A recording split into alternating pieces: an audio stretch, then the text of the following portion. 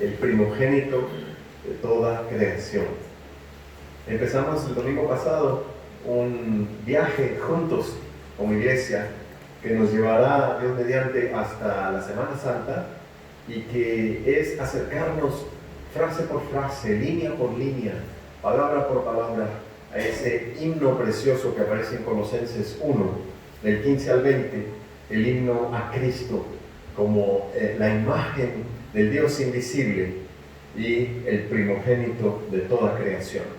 Decíamos el domingo pasado que este himno tiene 2 estrofas y que la primera estrofa tiene como tema la soberanía de Cristo sobre toda la creación.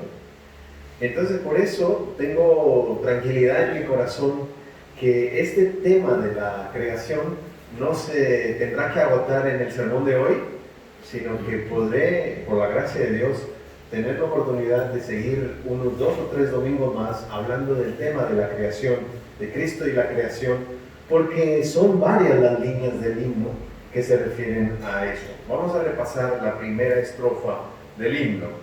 Él es la imagen del Dios invisible. Está en Colosenses 1, 15, 16 y 17. Él es la imagen del Dios invisible, el primogénito de toda creación, porque en Él fueron hechas todas las cosas que están en los cielos y en la tierra, visibles e invisibles, sean tronos, sean dominios, principados o potestades, todo fue creado por medio de Él y para Él. Y Él es antes de todas las cosas, y todas las cosas en Él subsisten. Ahí termina la primera estrofa. Como se dan cuenta, son varias las líneas de la primera estrofa que se refieren a la creación. Entonces, por eso, como ya dije, le agradezco a Dios que no tengo que agotar ese tema solo en un domingo, ¿verdad? Y hoy solamente hablamos de esto. Él es el primogénito de toda creación. El primogénito de toda creación. Tenemos que explicar que al usar la palabra primogénito, ¿verdad? Primogénito, inmediatamente viene el problema de decir, entonces si Cristo significa primogénito, entonces ¿qué significa que es la primera criatura? ¿No? La primera criatura porque es primogénito, así como el primer hijo de una familia. Pues no, ¿verdad? Deben explicar eso. No, alerta, focos de alerta, rojo, no, sonidos fuertes, alerta. No, Cristo no es la primera creación. Ese no es el sentido de la palabra primogénito en esa línea, sino que es el dueño de toda la creación. El sentido de la palabra primogénito en esa línea es que Él es el que tiene el derecho de propiedad sobre toda la creación. Ha sido pues engendrado por el Padre, mas no creado, y es hijo eterno del Padre. Quiere decir que eternamente ha sido hijo. No es que hubo un momento en el tiempo en que comenzó a ser hijo, sino por eso decimos hijo eterno. Es el hijo eterno que eternamente ha tenido esta relación con el Padre, entre el Padre y el Hijo, ¿no? Y esto es una situación que seguiré explicando el próximo domingo también con la gracia de Dios. Así pues, primogénito no significa haber sido creado primero, sino significa que es el dueño de todo, el que tiene el derecho de propiedad. Él tiene la propiedad, la posesión de toda la creación. Él es el dueño de toda la creación. Y porque la siguiente línea lo explica, todas las cosas fueron hechas por Él.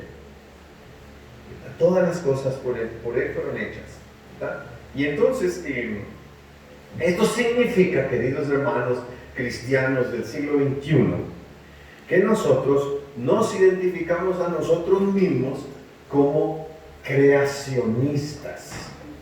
Somos creacionistas. Y me dice, no, se supone que éramos bautistas, ¿no? ¿Qué pasó? Bueno, es que este tipo de denominación de la que estoy hablando es una denominación bíblica, la denominación creacionista. ¿Qué quiere decir creacionista? Ya voy para allá. Quiero, antes de entrar a decir qué es creacionista, me gustaría decir qué no es creacionista, ¿no? ¿Qué no es? Porque hay 2 tipos de creacionismo. ¿no? Hay uno que yo, con mucho respeto, mucho cariño, digo, no me interesa y no tiene entrada en esta iglesia. Es el creacionismo, entre comillas, científico. Ese creacionismo no me interesa, porque no es bíblico, porque usa precisamente herramientas científicas, como el niño que me contesta que lo que sale de la boca y que hace daño son los microbios. Es decir, es un tipo de visión del mundo científica que sí tiene su lugar en todo el saber humano, ya lo voy a explicar, pero que no es de lo que se trata la Biblia cuando habla de la creación.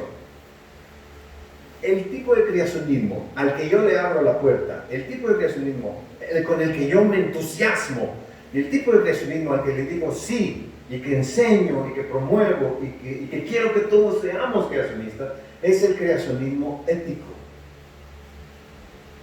Hay una diferencia entre uno y otro, porque el creacionismo científico es el que se ocupa y hace institutos de investigación, pone laboratorios, etcétera, para comprobar científicamente que el relato que leyó Josué es científicamente verdad, es decir, que son la creación de días de 24 horas, una semana, etcétera, y que así es exactamente como si Génesis 1:1 fuese un ensayo científico y no un poema teológico.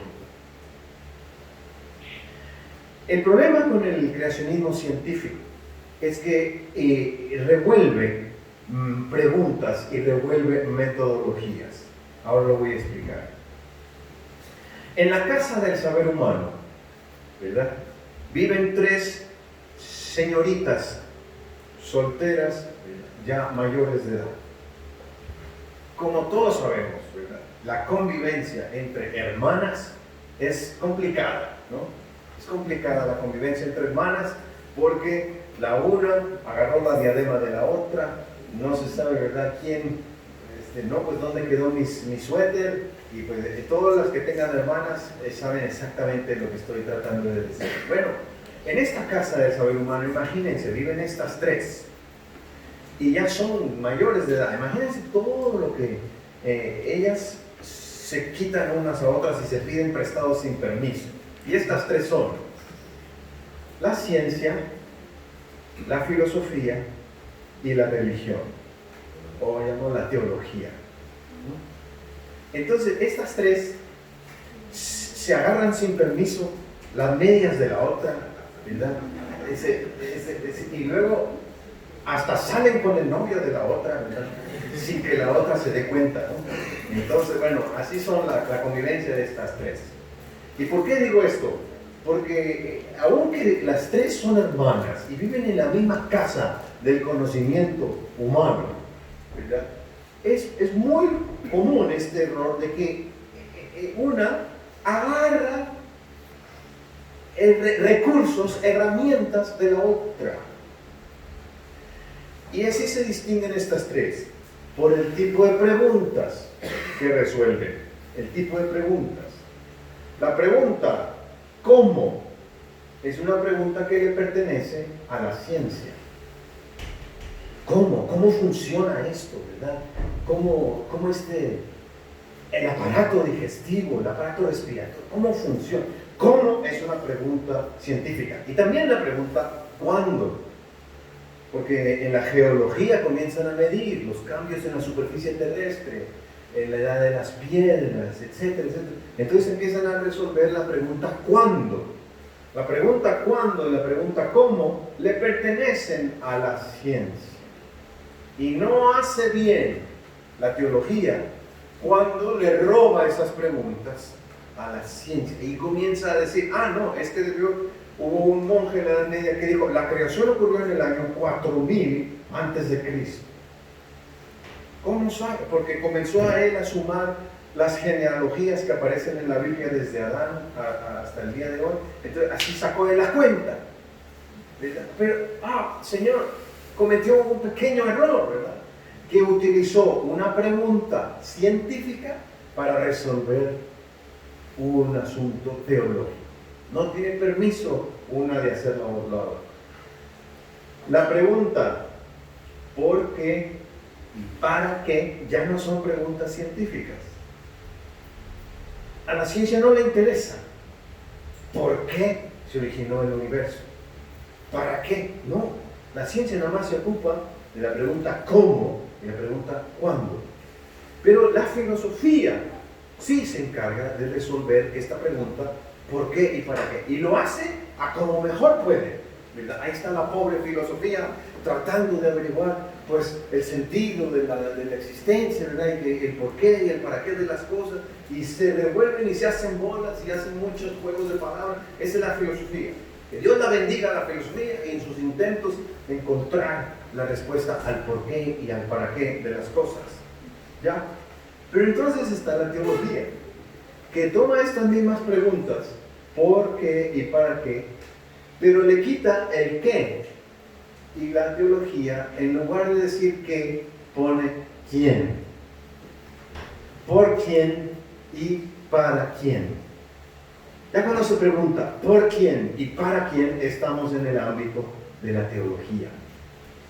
Es decir, que la diferencia entre teología y filosofía, y discúlpenme por andar aburriéndolos tanto, ¿verdad?, es esta, que la teología pone a Dios en el escenario, pone en la discusión sobre la mesa a la persona de Dios.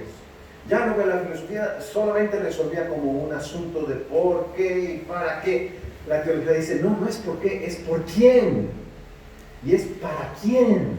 Y la respuesta es ese himno que canta Colosenses 1. Por Cristo y para Cristo. Las cosas existen por Cristo y existen para Cristo. Él es el primogénito de toda la creación. Entonces, de estos dos creacionismos que ya expliqué, al creacionismo científico le deseamos muy buena suerte, que Dios le bendiga a los creacionistas científicos y sigan investigando si quieren.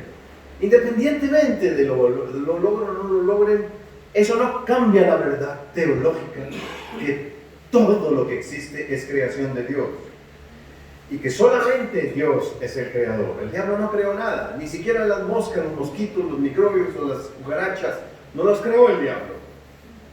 El diablo no tiene poder creativo, no crea nada. El creador es Dios. Y ustedes a lo mejor no les gustan las cucarachas, por mucha razón justificada. Solamente observen el ala de una cucaracha debajo de un microscopio estereoscópico y van a ver qué paisaje tan precioso se contempla al mirar con la lente de un microscopio el ala de una cucaracha. Es maravillosa, tiene un color rojo brillantísimo que nadie sabe imitar y un patrón súper geométrico de cerdas que están ahí como si fueran el trabajo del mejor arquitecto del mundo. Un trabajo realmente hecho con cuidado, con dedicación, con un tipo de sabiduría que no es humana, sabiduría profunda. Y estamos hablando del ala de una cucaracha. ¿Sí? ¿Sí me explico? Es si nos damos cuenta realmente que todo lo que existe tiene la firma de Dios. Los cielos cuentan la gloria de Dios. El firmamento anuncia la obra de sus manos. Dios lo hizo todo. Está la persona, la sabiduría, la bondad, la gracia de Dios está en todo el tejido de todo el universo, de la vida, de los seres animados e inanimados, de los planetas, de las galaxias y de este planetita nuestro que se llama Tierra y toda la inmensa diversidad de la biosfera. El próximo domingo hablaremos un poquito más sobre eso. Pero ¿por qué es importante el creacionismo ético? Porque el creacionismo ético pone énfasis, subraya las implicaciones éticas de creer en la creación. Las implicaciones éticas de creer en la creación. Entonces, las implicaciones éticas, o sea, en mi manera de vivir, si yo creo que Dios es el creador, entonces, ¿cómo he de vivir? ¿No? Y la primera implicación ética del creacionismo ético es que es el disfrute de la creación, el disfrute de la bondad de la creación. O sea, yo disfruto la creación. Somos entusiastas con cada matrimonio y con cada embarazo y con cada nacimiento de cada bebé. Nos encanta que nazcan nuevos bebés. Somos defensores de la causa de la vida, porque somos creacionistas éticos. Amamos el matrimonio, amamos el embarazo y el nacimiento de bebés. Ese es un creacionismo ético. Además, disfrutamos. Cuando nos sentamos a la mesa, disfrutamos lo que se nos pone enfrente. Damos gracias a Dios y lo comemos con alegría. Ah, no, pero hermano, es que es un alimento impuro. Pues tal vez, pero sabe muy rico. Qué curioso, que las cosas más ricas son las que la humanidad ha declarado que son pecados. ¿Por qué será eso? ¿Verdad? Como que estamos peleados con el creacionismo ético. Como decimos, no, el chicharrón en salsa verde debió haber sido inventado por el diablo. ¿Por qué? Porque es demasiado placentero. Es tan placentero que debe ser pecado. ¿Me explico? Estamos peleados con la creación. Esa era la actitud en el mundo antiguo de estar en contra de la creación. En contra de la creación de Dios. Entonces es decirle que sí al matrimonio y al nacimiento de nuevos bebés. Y todo lo que implica el matrimonio, es decir, la convivencia, el cariño, también la intimidad y la relación sagrada del sexo, también forma parte de la buena creación de Dios. Y la celebramos en la iglesia, ¿no? Luego también el disfrutar la comida y la bebida. Disfrutar la comida y la bebida con acción de gracias, y claro, todo con moderación. Y otra tercera implicación, el no al racismo. El no al racismo se deriva del creacionismo ético. ¿Por qué? Porque todos somos hermanos y hermanas, todos descendemos del mismo linaje, somos hijos e hijas de Adán y de Eva. De manera que no podemos esgrimir una superioridad o inferioridad de algún color de la piel o de algún grupo humano. Ese racismo va en contra del creacionismo, ¿ya? O sea, todo aquel que diga, no, es que hay diferentes grados en la humanidad, ¿no? Diferentes moldes. Ustedes han oído ese chiste racista, el chiste racista del avión que era un avión que tenía apartheid, entonces estaban los blancos adelante y los negros atrás, ¿no? Entonces, el Señor perdóname, yo creo que me tengo que quitar del púlpito para decir eso, no vale, no es palabra de Dios. Pues la cosa es que hubo una falla en el avión y ya se iba a caer el avión, ¿no? Entonces empezaron todos a decir, ya ven, tenemos que orar. Creo que estoy como mezclando los chistes. No es que se iba a caer. No, la cosa es que alguien se cansa de la fila de atrás, dice, basta de racismo. Dios quiere que seamos todos iguales. ¿Por qué no imaginemos que ya no hay blanco ni negro? Ahora todos vamos a ser verdes. Entonces, por arte de magia, todos se convirtieron en verdes. Todos eran verdes en el avión, ¿no? Entonces estaban muy alegres, dándose abrazos y compartiendo, platicando, enseñándose las fotos todas verdes, ¿verdad? De sus familiares y seres queridos. Hasta que a alguien se le ocurrió, ¿por qué no ponemos el verde claro adelante y el verde oscuro atrás? ¿No? Es decir, que el racismo es una cosa que está muy metida en el ser humano, muy metida, y es difícil de quitar, pero solo se quita cuando se abraza honestamente el creacionismo ético. ¿Sí? Somos hermanos, ¿sí? Entonces de ahí viene no solo racismo, sino también la diferencia entre ricos y pobres. Ricos y pobres todos estamos hechos de la misma sustancia, formamos parte de la misma humanidad, Y así como nacemos, también vamos a morir. Nos enfermamos y nos morimos igual, no importando la clase social. Y tampoco el grado de educación. Igual los de la universidad y los que no fueron a la universidad, igual, son seres humanos, ¿no? Entonces, se dan cuenta cómo hay implicaciones éticas para el creacionismo. El creacionismo tiene implicaciones éticas. Y la última implicación ética que voy a decir es el cuidado de la creación. El amor y el cuidado por el medio ambiente. Qué vergüenza que los cristianos no seamos los primeros ambientalistas el día de hoy. Los primeros ambientalistas el día de hoy son discípulos de John Lennon. Son hippies, son ateos, son gente que es enemiga del cristianismo. Ellos son los primeros ambientalistas. El primer lugar en el ambientalismo debía ser ocupado por los cristianos, porque la creación le pertenece a Cristo. Y Él es el primogénito de toda la creación. Y por eso nosotros debemos cuidar a la creación. Y lo hacemos no solamente de palabra, ¿verdad? Sino en nuestra manera de, por ejemplo, la manera de usar la luz, la energía eléctrica, en la manera de usar el plástico y de reutilizar el plástico, en nuestro entusiasmo con el que nos relacionamos con la tierra, es decir, de no generar tanta basura y reciclar, y no solo reciclar, sino también separar los desechos, separar lo que es el desecho inorgánico y el desecho orgánico, porque el orgánico se puede echar a la tierra, ¿no? Es decir, una cierta actitud de vida que es no despilfarrar y cuidar los recursos, especialmente el agua también, ¿no? Cuidar el agua. ¿Por qué estoy predicando sobre cuidar el agua? Porque Cristo es el primogénito de toda creación. Cristo es el primogénito de toda creación, por eso yo tengo que cuidar el agua.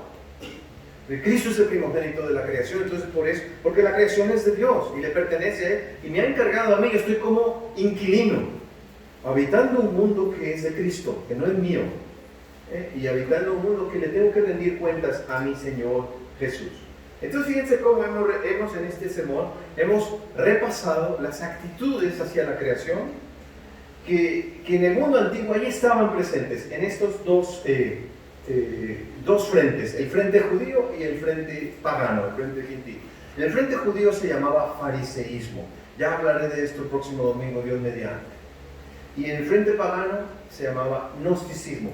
Lo voy a solamente introducir para desarrollar más el próximo domingo con la gracia de Dios. Así es, les provoco inquietud y pueden venir el próximo domingo, ¿verdad? Pero el fariseísmo, en pocas palabras, es el que identifica que el pecado está ahí afuera.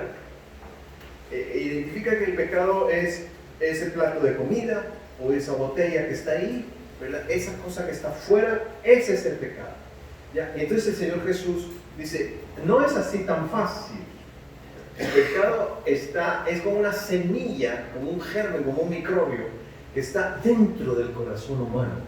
Y no importa si te aíslas al 100%, si no vas a la escuela pública, si te aíslas completamente de la sociedad contaminada y malvada y quieres vivir solamente en un aislamiento, en una especie de castillo de pureza, solamente tú y Dios, no importa que hagas eso, como quiera va a germinar una mala semilla que está en tu corazón y que se llama pecado.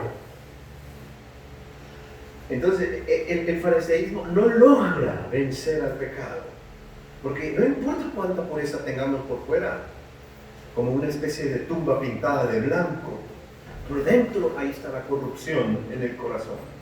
Y por el lado pagano, el rechazo a la creación era el gnosticismo. Era pensar, y ya lo hablaremos más el próximo domingo, que las cosas de arriba son superiores a las cosas de abajo. La Tierra es como una especie de resumidero del universo. Este planeta es lo peor que existe en el universo. ¿Por qué? Porque tenemos existencia material, porque la existencia material es inferior. Esa es una tesis gnóstica. Pero tengan paciencia, hermanos, y hablaremos de esto el próximo domingo.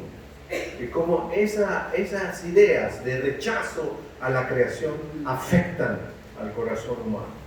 Hoy cantamos y celebramos que esta creación en la que estamos nosotros, el aire que respiramos, el agua que bebemos, el estrechón de manos que nos damos y el abrazo cuando nos saludamos, que es físico, que es corporal, es bueno. Forma parte de una buena creación que proviene de la palabra de Dios, que se sustenta por la palabra de Dios, que ha sido hecha por Dios y que ha sido hecha para Dios. Y que entonces nos relacionamos con Dios de esta manera, viviendo en su mundo de Dios. Es el mundo de Dios. Y este himno que cantamos es tremendo, porque a Dios no solamente lo tiene allá en el trono celestial, en el universo, sino que lo baja y lo identifica con un carpintero albañil galileo que tenía amigos entre los pescadores y que se llamaba Jesús de Nazaret. Él es la imagen del Dios invisible. Él es el primogénito, el dueño de toda la creación. Adoremos a Cristo, hermanos y hermanas, con el himno que aparece aquí en la pantalla. Amén.